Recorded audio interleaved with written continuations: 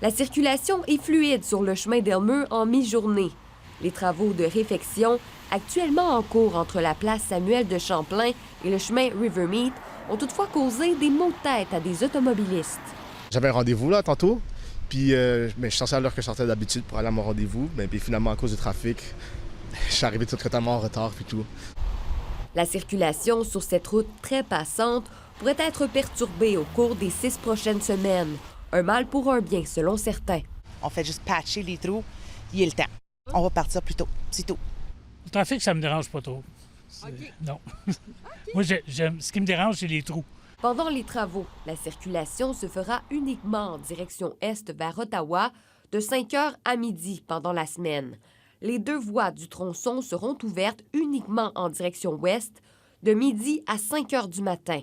Les automobilistes qui roulent à sens inverse de la circulation lors de ces périodes devront faire un détour en empruntant le boulevard des Allumettières et le boulevard Lucerne.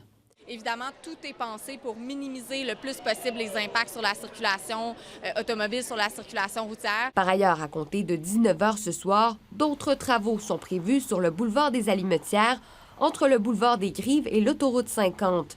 Un chantier sous la responsabilité du ministère des Transports qui travaille de concert avec la ville de Gatineau.